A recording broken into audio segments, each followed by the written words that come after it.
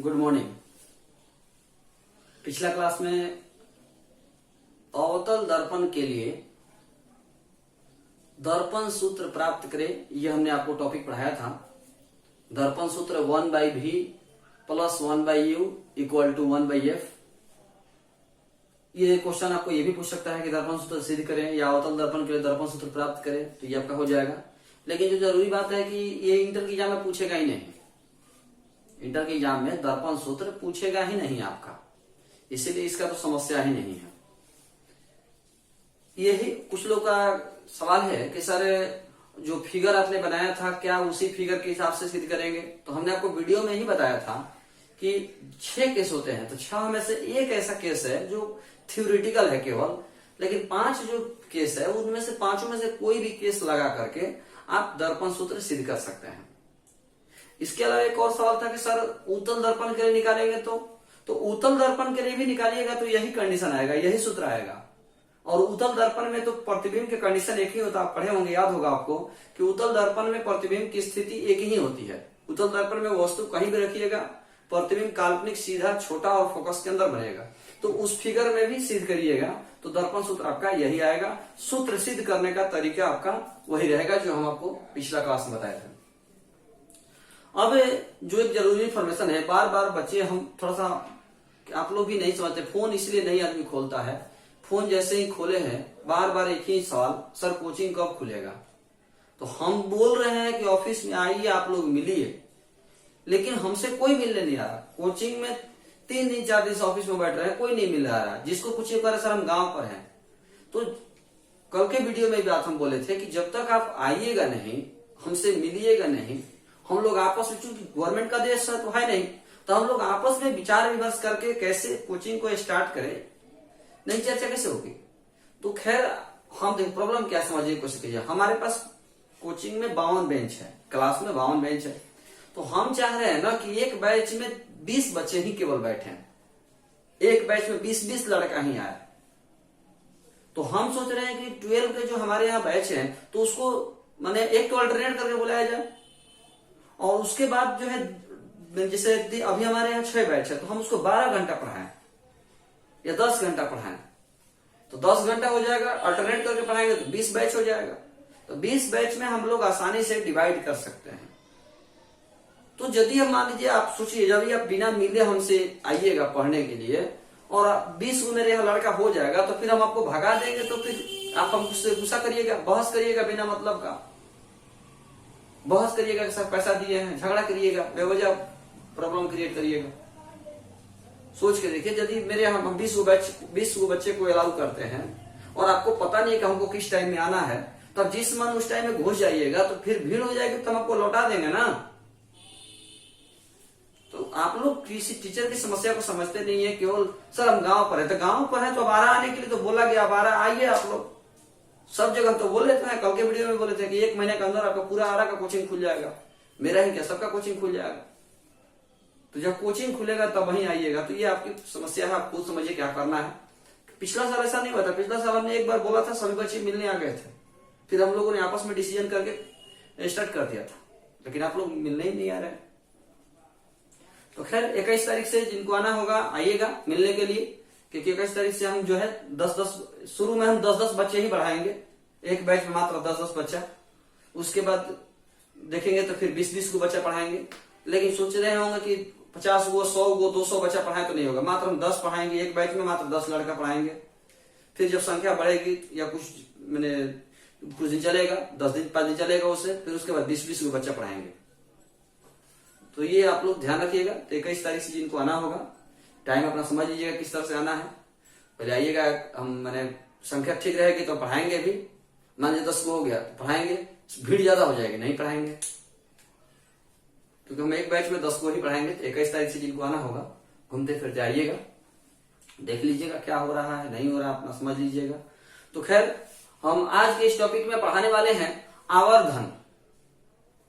आवर्धन के बारे में चर्चा करने वाले हैं। आवर्धन क्या है बहादुर? आवर्धन मैग्निफिकेशन, आवर्धन मैग्निफिकेशन आवर्धन क्या है, मैग्निफिकेशन क्या है, आवर्धन क्या है, मैग्निफिकेशन क्या है, हम लोग इसके बारे में समझने की कोशिश करते हैं। बहादुर 8 क्लास में भी पढ़े होंगे, 10 में भी पढ़े होंगे। आवर्धन चाहे दर्पण हो या लेंस हो, आवर्धन चाहे दर्पण हो या लेंस हो, सेम परिभाषा होता है। प्रतिबिंब की ऊंचाई एवं वस्तु की ऊंचाई के अनुपात को आवर्धन कहते हैं। प्रतिबिंब की ऊंचाई एवं वस्तु की ऊंचाई के अनुपात को आवर्धन कहते हैं। प्रतिबिंब की ऊंचाई बटा वस्तु की ऊंचाई जो होगा उसी को आवर्धन कहेंगे। जैसे मान लीजिए प्रतिबिंब बन गया 10 फीट, वस्तु है 5 फीट, तो 10 बटा में 5 2, तो आवर्धन इसका 2 हो गया। यानी प्रतिबिंब की ऊंचाई एवं वस्तु की ऊंचाई के अनुपात को हम क्या कहते हैं, आवर्धन कहते हैं। आवर्धन की हम यदि बात करते हैं, समझने की कोशिश करिएगा, चाहे लेंस हो या दर्पण हो, दोनों में ही सेम परिभाषा होता है। लेंस में भी यही परिभाषा है, प्रतिबिंब की ऊंचाई एवं वस्तु की ऊंचाई के अनुपात का आवर्धन कहते हैं। आवर्धन को एम से सूचित करते हैं, छोटा वाला एम, आवर्धन को एम से सूचित करते हैं, छोटा वाला एम से सूचित करते हैं आवर्धन को। देखिएगा, आवर्धन बराबर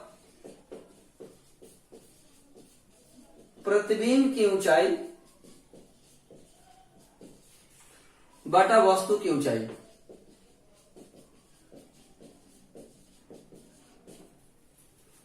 जो लोग नोट्स बना रहे हैं समझने की कोशिश करिएगा। आवर्धन लिख कर डैश देंगे हम। प्रतिबिंब की ऊंचाई एवं वस्तु की ऊंचाई के अनुपात को आवर्धन कहते हैं। इसे एम द्वारा सूचित किया जाता है। आवर्धन बराबर प्रतिबिंब की ऊंचाई बटा वस्तु की ऊंचाई, एम बराबर कैपिटल एच बटा स्मॉल एच, एम बराबर कैपिटल एच बटा स्मॉल एच, प्रतिबिंब की ऊंचाई बटा वस्तु की ऊंचाई। आवर्धन का देखिए, ऊपर भी ऊंचाई है, नीचे भी ऊंचाई है, ऊपर भी ऊंचाई है, नीचे भी ऊंचाई है, सेम होगा। तो आवर्धन का कोई मात्रक एवं बीमा नहीं होता है। आवर्धन का कोई मात्रक एवं बीमा नहीं होता है, यह एकमात्र संख्या होती है। आवर्धन का कोई मात्रक एवं बीमा नहीं होता है, यह एकमात्र संख्या होती है। इसके अलावे आवर्धन का एक और सूत्र होता है, वो होता है एम बराबर minus we by U. M बराबर minus we by you. We क्या है, प्रतिबिंब दूरी, यू क्या है, वस्तु दूरी।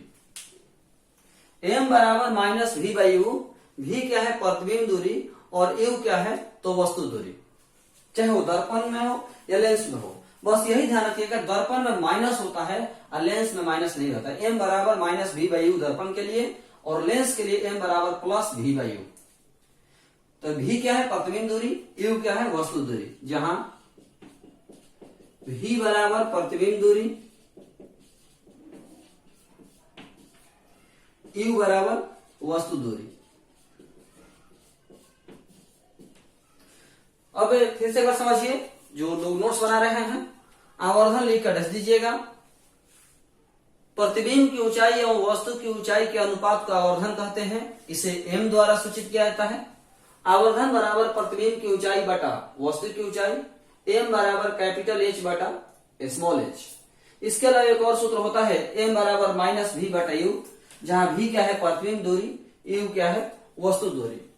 आवर्धन का कोई मात्रक एवं बीमा नहीं होता है, यह एकमात्र संख्या होती है। अब कोई स्टूडेंट पूछ देते हैं कभी कभी कि सर ये तो सूत्र ठीक है, परिभाषा से आया, ये सूत्र कहां से आया? ये परिभाषा से आया तो ठीक है, ये सूत्र कहां से आया? तो इसको आप एक फिगर से समझ लीजिए, कोई बड़ी बात नहीं है। आप लोग पढ़े भी होंगे मैट्रिक क्लास में, मैट्रिक में सिद्ध करवाया जाता है इसको। ये दर्पण है, ये फोकस, ये वक्रता केंद्र। मान लीजिए, कहने का मतलब यहां वस्तु रखा हुआ है,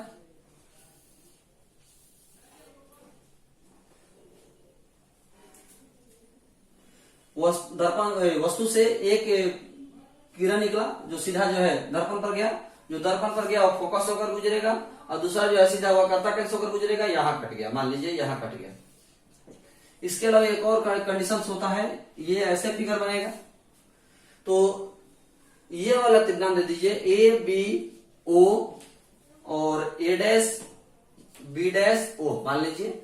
तो ये वाला त्रिभुज ए बी ओ और ये वाला त्रिभुज ए डैश बी डैश ओ, ये जो त्रिभुज है ये दोनों समरूप है। तो ये वस्तु दूरी हो गया u, ये प्रतिबिंब दूरी हो गया v। ये दोनों त्रिभुज जब समरूप है तो प्रतिबिंब की ऊंचाई कैपिटल H, वस्तु की ऊंचाई स्मॉल h। तो प्रतिबिंब की ऊंचाई बटा वस्तु की ऊंचाई बराबर प्रतिबिंब दूरी बटा वस्तु दूरी। तो प्रतिबिंब की ऊंचाई उल्टा है इसलिए माइनस, वस्तु की ऊंचाई सीधा है इसलिए प्लस। प्रतिबिंब दूरी लेफ्ट साइड है इसलिए माइनस, वस्तु दूरी भी लेफ्ट साइड है इसलिए माइनस। तो माइनस माइनस कट गया और ये वाला माइनस उस साइड है। तो कैपिटल H बटा स्मॉल h बराबर माइनस v बटा u। मैंने कहने का मतलब मेरा ये इसलिए थोड़ा सा मैंने कुछ लोग समझ भी नहीं पाए होंगे, हम इसलिए थोड़ा इस तरह से बता दिया कि मैट्रिक में आप पढ़े भी होंगे। मैट्रिक में ये बताया गया है, 8 क्लास में इसको सिद्ध भी करवाया गया है। फिर से अगर समझ लीजिए, एक त्रिभुज ए बी ओ और एक त्रिभुज ए डैश बी डैश ओ, ये जो दोनों त्रिभुज है ये दोनों त्रिभुज समरूप है। ये जो त्रिभुज है ये दोनों त्रिभुज समरूप है। और जब दोनों त्रिभुज समरूप है तो प्रतिबिंब की ऊंचाई कैपिटल H बटा वस्तु की ऊंचाई स्मॉल h बराबर प्रतिबिंब दूरी v बटा वस्तु दूरी u। प्रतिबिंब की ऊंचाई उल्टा है इसलिए माइनस, वस्तु की ऊंचाई सीधा है इसलिए प्लस। प्रतिबिंब दूरी लेफ्ट साइड है इसलिए माइनस, वस्तु दूरी लेफ्ट साइड है इसलिए माइनस। तो कुल मिलाकर प्रतिबिंब की ऊंचाई बटा वस्तु की ऊंचाई बराबर माइनस v बटा u। यही से ये सूत्र आता है। तो ये रहा अभी तक आवर्धन के बारे में। प्रतिबिंब की ऊंचाई और वस्तु की ऊंचाई के अनुपात को आवर्धन कहते हैं। प्रतिबिंब की ऊंचाई एवं वस्तु की ऊंचाई के अनुपात को आवर्धन कहते हैं। आवर्धन को m से सूचित किया जाता है, इसका कोई मात्रक और विमा नहीं होता है। आवर्धन बराबर प्रतिबिंब की ऊंचाई बटा वस्तु की ऊंचाई। दर्पण में m बराबर माइनस v बटा u भी होता है, जहां v क्या है प्रतिबिंब दूरी और u क्या है वस्तु दूरी। ये रहा आवर्धन से रिलेटेड कुछ जानकारी। अब हम आपको बताने वाले हैं आवर्धन से रिलेटेड कुछ पॉइंट्स। आवर्धन में लगभग में 6-7 पॉइंट जानना है, हम उन पॉइंटों के बारे में बात करते हैं, ध्यान दीजिएगा। सबसे पहला पॉइंट तो यही है कि आवर्धन का कोई मात्रक एवं विमा नहीं होता है, यह एकमात्र संख्या होती है। आवर्धन का कोई मात्रक एवं विमा नहीं होता है, यह एकमात्र संख्या होती है। शायद आप लोग जानते होंगे, भली बात आप लोग जानते होंगे कि जो जैसे ये रेखा हुआ, तो इस रेखा के जो ऊपर है वो प्लस होगा और जो रेखा का जो नीचे है वो माइनस होगा। आप लोग जानते होंगे, जो सीधा होता है वो प्लस और जो उल्टा होता है वो माइनस। साथ साथ आप ये भी जानते होंगे, सब लोग जानते होंगे कि वास्तविक प्रतिबिंब उल्टा होता है और काल्पनिक प्रतिबिंब सीधा बनता है। वास्तविक प्रतिबिंब उल्टा होता है और काल्पनिक प्रतिबिंब सीधा होता है। तो समझने की कोशिश करिएगा। चलिए हम लोग ध्यान देते हैं। m बराबर प्रतिबिंब की ऊंचाई बटा वस्तु की ऊंचाई। तो वस्तु तो हमेशा जब भी रहेगा सीधा रहेगा, यानी सीधा रहेगा मतलब प्लस रहेगा। वस्तु जब भी रहेगा सीधा रहेगा, सीधा रहेगा तो प्लस होगा। प्रतिबिंब यदि काल्पनिक होगा तो सीधा होगा। तो प्रतिबिंब काल्पनिक होगा तो सीधा होगा, तो प्लस यानी प्लस। कब? जब काल्पनिक होगा तब। चलिए फिर समझिए, वस्तु हमेशा सीधा रहता है, तो वस्तु सीधा रहता है तो प्लस में रहेगा। प्रतिबिंब जब काल्पनिक होगा तो सीधा होगा। प्रतिबिंब जब काल्पनिक होगा तो सीधा होगा, तो भी प्लस। तो प्लस बटा प्लस यानी काल्पनिक। यानी m का मान प्लस होगा कब? जब प्रतिबिंब काल्पनिक बनेगा तब। अब यदि देखिएगा m बराबर कैपिटल H बटा स्मॉल h, तो स्मॉल h वस्तु की ऊंचाई तो हमेशा प्लस होगा। यदि प्रतिबिंब वास्तविक बना तो उल्टा होगा। यदि प्रतिबिंब वास्तविक बना तो उल्टा होगा, उल्टा होगा तो माइनस होगा। प्रतिबिंब काल्पनिक बना तो उल्टा होगा, सॉरी वास्तविक होगा तो उल्टा होगा, उल्टा होगा तो माइनस होगा। प्लस माइनस माइनस यानी ये वास्तविक होगा। तो फिर से कोई बड़ी बात नहीं है बहादुर। काल्पनिक होगा तो सीधा होगा, सीधा होगा तो प्लस, वास्तविक होगा तो उल्टा होगा, उल्टा होगा तो माइनस। यानी m का मान प्लस होगा तो प्रतिबिंब काल्पनिक बनेगा, m का मान माइनस होगा तो प्रतिबिंब वास्तविक होगा। तो यहां से आपके पॉइंट निकल के आ गए। एक पॉइंट आपका हो गया कि एम का मान, आवर्धन का मान क्या बोलते हैं, आवर्धन का कोई मात्रा का विमा नहीं होता है, यह एक मात्र संख्या होती है। दूसरा पॉइंट आपका ये हो गया कि एम का मान जब धनात्मक होता है तो प्रतिबिंब काल्पनिक बनता है, एम का मान ऋणात्मक होता है प्रतिबिंब वास्तविक बनता है। एम का मान धनात्मक होता है प्रतिबिंब काल्पनिक बनता है, एम का मान ऋणात्मक होता है प्रतिबिंब वास्तविक बनता है। यहां से आप एक दो पॉइंट चाहे तो और भी बढ़ा सकते हैं कि आवर्धन का मान धनात्मक एवं ऋणात्मक दोनों हो सकता है। आवर्धन का मान धनात्मक एवं ऋणात्मक दोनों हो सकता है। धनात्मक होगा काल्पनिक होगा, ऋणात्मक होगा वास्तविक होगा। यहां तक क्लियर है? एम का मान धनात्मक होगा तो प्रतिबिंब काल्पनिक बनेगा, एम का मान ऋणात्मक होगा तो प्रतिबिंब वास्तविक बनेगा। चलिए अब आगे बढ़ते हैं। सब आपका इसी डिफिनेशन से है। यदि अब यहां से आप लोग समझने की कोशिश करिएगा, सब लोग बारीकी से समझेंगे कि आवर्धन एम जब धनात्मक होगा तो प्रतिबिंब काल्पनिक बनेगा, ध्यान समझिएगा। और एम का मान ऋणात्मक होगा तो प्रतिबिंब वास्तविक बनेगा। समझने की कोशिश करिएगा, ध्यान दीजिए, बहुत अच्छा पॉइंट बता रहे हैं। एम का मान धनात्मक होगा तो प्रतिबिंब काल्पनिक बनेगा, और एम का मान ऋणात्मक होगा तो प्रतिबिंब वास्तविक बनेगा। शायद आपको याद होगा उत्तल दर्पण में हमेशा काल्पनिक प्रतिबिंब बनता है। उत्तल दर्पण में हमेशा काल्पनिक प्रतिबिंब बनता है, यानी उत्तल दर्पण में एम का मान हमेशा धनात्मक होगा। उत्तल दर्पण में हमेशा काल्पनिक प्रतिबिंब बनता है, इसीलिए उत्तल दर्पण में एम का मान हमेशा धनात्मक होगा। उत्तल दर्पण में एम का मान हमेशा धनात्मक होगा। लेकिन अवतल दर्पण में काल्पनिक और वास्तविक दोनों प्रतिबिंब बनता है। अवतल दर्पण में काल्पनिक और वास्तविक दोनों प्रतिबिंब बनता है, इसीलिए अवतल दर्पण में एम का मान धनात्मक और ऋणात्मक दोनों हो सकता है। अवतल दर्पण में एम का मान धनात्मक और ऋणात्मक दोनों हो सकता है। क्लियर हो गया? उत्तल दर्पण में केवल काल्पनिक प्रतिबिंब बनता है, इसीलिए उत्तल दर्पण में एम का मान हमेशा धनात्मक होता है। अवतल दर्पण में काल्पनिक और वास्तविक दोनों प्रतिबिंब बनता है, इसलिए अवतल दर्पण में एम का मान धनात्मक और ऋणात्मक दोनों होता है। चलिए आगे बढ़ते हैं। अगला पॉइंट है, आप समझने की कोशिश करिएगा, ध्यान दीजिएगा सब लोग, कि जैसे मान लीजिए प्रतिबिंब है 10 इंच का और वस्तु है 5 इंच का, तो भाग देंगे तो 2 आएगा।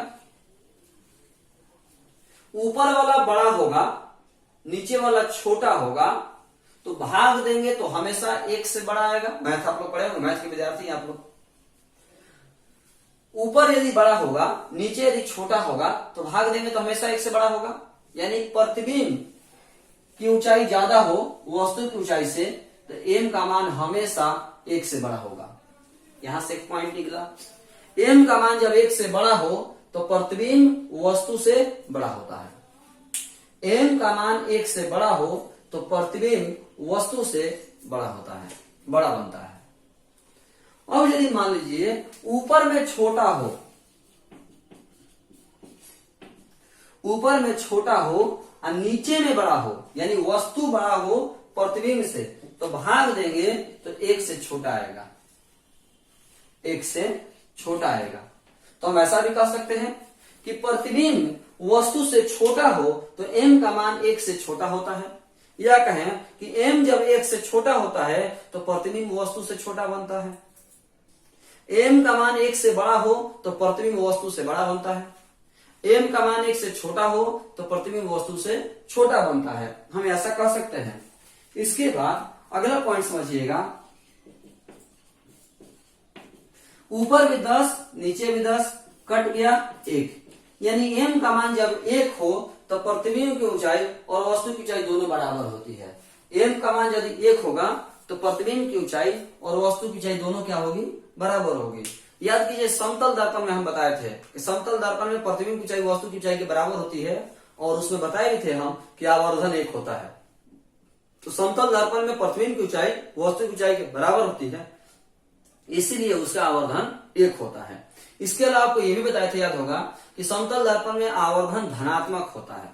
समतल दर्पण में आवर्धन धनात्मक होता है। क्यों होता है? क्योंकि समतल दर्पण में काल्पनिक प्रतिबिंब बनता है असमतल दर्पण में काल्पनिक प्रतिबिंब बनेगा तो आवर्धन धनात्मक होगा, क्योंकि अभी जस्ट बताए हैं कि काल्पनिक होगा तो धनात्मक होगा, वास्तविक होगा तो ऋणात्मक होगा।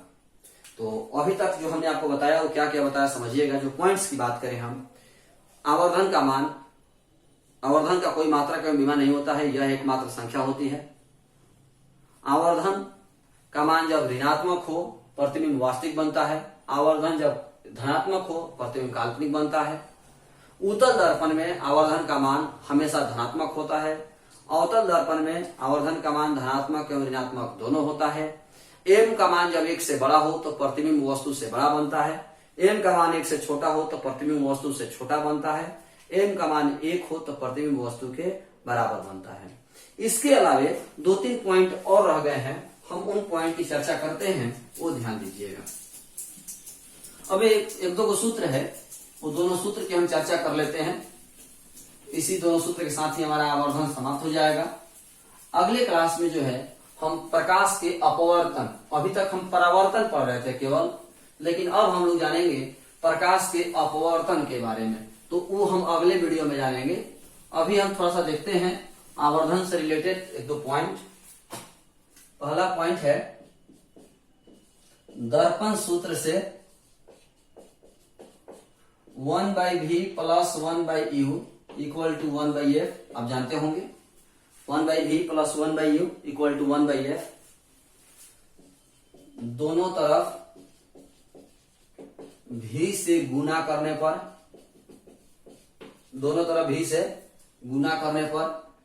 v/v प्लस v/u बराबर v/f। v/v कट गया तो 1 प्लस v/u बराबर v/f। 1 माइनस v/f बराबर माइनस v/u। ये वाला उधर चला गया, ये इधर आ गया। 1 माइनस v/f बराबर माइनस v/u। अब जानते होंगे m का सूत्र होता है, m हो गया तो m बराबर 1 माइनस v/f। m बराबर 1 माइनस v/f। ये सूत्र कब लगेगा समझने की कोशिश करिएगा। जब आवर्धन दिया हो, फोकस दूरी दिया हो तो प्रतिबिंब दूरी निकल जाएगा, प्रतिबिंब दूरी दिया हो, फोकस दूरी दिया हो तो आवर्धन निकल जाएगा, फोकस दूरी और प्रतिबिंब दूरी और आवर्धन दिया हो तो फोकस दूरी निकल जाएगा।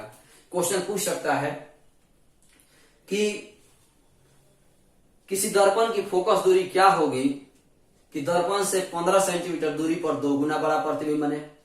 दर्पण की फोकस दूरी क्या होगी कि दर्पण से 15 सेंटीमीटर या 20 सेंटीमीटर दूरी पर 3 गुना आवर्धित प्रतिबिंब बने। इस तरह से क्वेश्चन घुमा के पूछ सकता है। कुल मिलाकर के एम, वी और एफ, ये तीनों में समझिए, 2 को दिया रहेगा, तीसरा निकाल सकते हैं। एम और वी दिया रहेगा तो एफ निकाल सकते हैं, एम और एफ दिया रहेगा तो वी निकाल सकते हैं, वी और एफ दिया रहेगा तो एम निकाल सकते हैं। इस तरह से हम इसको क्लियर कर सकते हैं। जिनको उतारना होगा तो स्क्रीनशॉट ले लीजिए या वीडियो को पुश करके भी आप उतार सकते हैं। किसी स्टूडेंट का सवाल होता है कि सर भी से ही गुना क्यों करेंगे, ऐसा कोई बात नहीं है। अगला पॉइंट में हम जो है इसको यू से गुना करा देते हैं। अगला पॉइंट में हम यू से गुना करा देते हैं, ध्यान दीजिएगा। यू से गुना कराएंगे तो हमारा अलग फॉर्मूला निकल के आएगा। यू से गुना कराएंगे तो हमारा अलग फॉर्मूला निकल के आएगा, u/v प्लस u/u बराबर u/f। u/v करेंगे, u/v प्लस 1 बराबर u/f, u/v बराबर u/f माइनस 1, u/v बराबर u माइनस f/f। इसको पलट दीजिए, v/u बराबर f/u माइनस f। दोनों तरफ माइनस से गुना करा दीजिए तो माइनस v/u बराबर f/f minus u। Minus v/u आप जानते होंगे m का सूत्र होता है, तो m बराबर f/f माइनस u, m बराबर f/f माइनस u। इस पर तो आप मैट्रिक में बहुत सारे क्वेश्चन पढ़े होंगे। इस तरह से कि वस्तु को कहां रखा जाए कि 10 सेंटीमीटर फोकस दूरी वाले उत्तल दर्पण में 2 गुना काल्पनिक आवर्धित प्रतिबिंब बने। वस्तु को कहां रखा जाए कि किसी दर्पण में 10 सेंटीमीटर फोकस वाले दर्पण में 3 गुना आवर्धित प्रतिबिंब बने, 2 गुना आवर्धित प्रतिबिंब बने। इस तरह से मैट्रिक में बहुत सारे क्वेश्चन पढ़े होंगे। तो कुल मिलाकर के एम, एफ और यू, फोकस दूरी और आवर्धन दिया रहेगा, वस्तु दूरी निकाल सकते हैं, वस्तु दूरी फोकस दूरी दिया रहेगा, आवर्धन निकाल सकते हैं, वस्तु दूरी और आवर्धन दिया रहेगा, फोकस दूरी निकाल सकते हैं। तो ये भी हमारा एक फॉर्मूला हुआ। ऐसे बेसिक फॉर्मूला यही है। यदि आपका ये फॉर्मूला क्लियर है तो आपको भी पता है कि इसी से ये भी आया है, और इसके पहले वाला जो फॉर्मूला बताया वो भी हमने बताया कि इसी से आया है। तो आप वीडियो देख करके नोट्स तैयार कर लीजिएगा। तो इसको आप जिनको उतारना होगा स्क्रीनशॉट ले लीजिए।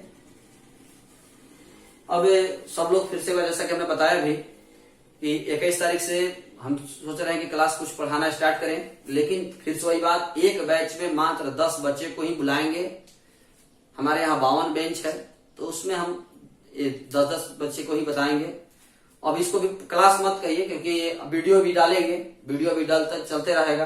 कि क्लास 10-10 को बच्चा से क्लास पढ़ाएंगे तो हमारा भी नहीं हो पाएगा और आपका भी नहीं हो पाएगा, मन भी नहीं लगेगा। लेकिन अभी बहुत से बच्चों का सवाल पूछना है, बहुत से बच्चों को जो लॉकडाउन में इतना देर से रहा, कुछ पढ़ाई डिस्टर्ब हुआ है, तो उनको सवाल भी पूछना है। तो हम कोशिश करेंगे कि अभी सवाल नहीं उनका क्लियर करें, उसके बाद जो है हम लोग जब सब चीज नॉर्मल हो जाएगा तो पढ़ाई स्टार्ट करेंगे।